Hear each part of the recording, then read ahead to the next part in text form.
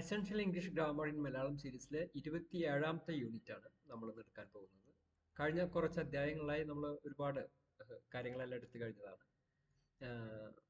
മെയിനായിട്ട് നമ്മൾ primary auxiliary വെർബുകളെ കുറിച്ച് എടുത്തു കഴിഞ്ഞു. അതിൻ്റെ തന്നെ തുടർച്ചയാണിത്. ഒരു 5 മിനിറ്റ് കൊണ്ട് നമുക്ക് കാര്യങ്ങൾ പഠിക്കാവുന്നതാണ്. ഐ ആം ഗോയിങ് ടു എന്നുള്ളതിൻ്റെ പ്രായോഗികമായ ഉപയോഗക്രമങ്ങളാണ്. നമുക്ക് നോക്കാം.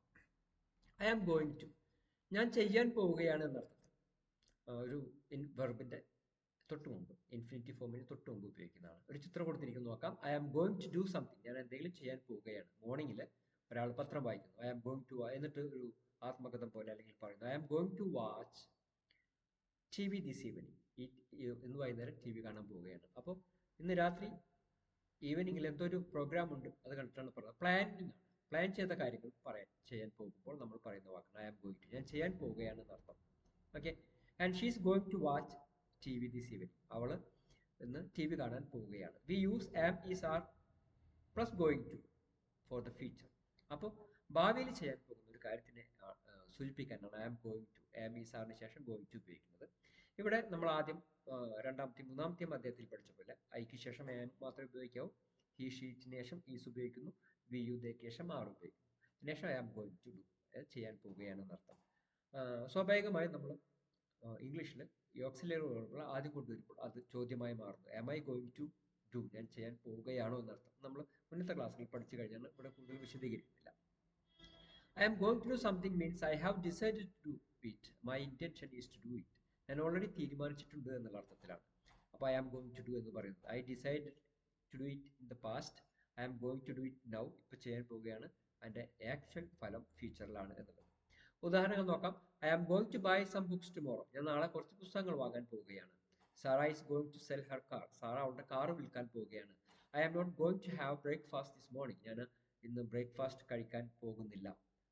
Because I am not hungry, എനിക്ക് വിശക്കുന്നില്ല. And what are you going to wear to the party tonight, ഇന്ന് പാർട്ടിക്ക് നിങ്ങൾ എന്താണ് ധരിക്കാൻ പോകുന്നത്. And your hands are dirty, yes I know, I am going to wash them, എനിക്കറിയാം, ഞാനത് കഴുകാൻ പോവുകയാണ് എന്നർത്ഥം. Are you going to invite John to your party, ജോണിനെ നിങ്ങളെ പാർട്ടിയിലേക്ക് ഇൻവൈറ്റ് ചെയ്യാൻ നിങ്ങൾ പോവുകയാണോ? മനസ്സിലായോ? And we also use the present continuous. Present continuous നമ്മൾ ഫ്യൂച്ചർ പ്ലാനുകൾക്ക് വേണ്ടിയിട്ട് ഉപയോഗിക്കാറുണ്ട്. ഐ ആം ഡൂയിങ് എന്നുള്ള form. And for the future, usually for അറേഞ്ച്മെന്റുകൾക്കെല്ലാം ചെയ്തു വെച്ച കാര്യങ്ങൾക്ക് അങ്ങനെ പറയാറുണ്ട്. അത് യൂണിറ്റ് 26 നമ്മൾ കൃത്യമായിട്ട് പഠിച്ചിട്ടുണ്ട്.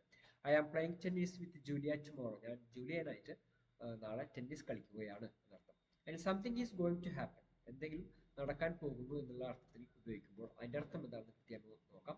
Something is going to happen means it is clear now that is sure to happen, അത് ഷുവറായിട്ടും സംഭവിക്കുമെന്നാണ് something is going to happen എന്ന് പറയുമ്പോൾ പറയുന്നത്. ഇവിടെ കുറച്ച് കാർമേഘങ്ങൾ കൊടുത്തിട്ടുണ്ട്. അപ്പോൾ ഒരാൾ പറയുന്നു it is going to rain, മഴ പെയ്യാൻ പോവുകയാണ്. അത് ഉറപ്പായിട്ടും മഴ പെയ്യും, അത് കാർമേഘങ്ങളാണ് എന്നർത്ഥം. Look at the sky, it's going to rain, നോക്കൂ ആകാശം നോക്കൂ, മഴ പെയ്യാൻ പോവുകയാണ്. Oh dear it's 9 o'clock and I am not ready, 9 മണിയായി ഞാൻ ഇതുവരെ റെഡി ആയിട്ടില്ല. I am going to be late, ഞാൻ നേരം വൈകാൻ പോവുകയാണ്, അത് ഉറപ്പാണെന്നുള്ള അർത്ഥത്തിൽ. അപ്പോൾ ഫ്യൂച്ചർ അറേഞ്ച്മെന്റുകൾക്ക്, ഫ്യൂച്ചർ പ്ലാനുകൾക്ക്, ഇപ്പോൾ തീരുമാനിച്ച കാര്യങ്ങൾക്കാണ് നമ്മൾ ഐ ആം ഗോയിങ് ടു എന്ന് പറയുന്നത്. അതിന്റെ മുന്നത്തെ പാഠം 26 പ്രസന്റ് ടെൻസും ഇതേ അർത്ഥത്തിൽ ഉപയോഗിക്കുന്നുള്ളത് 26ാമത്തെ പാഠത്തിലുണ്ട്.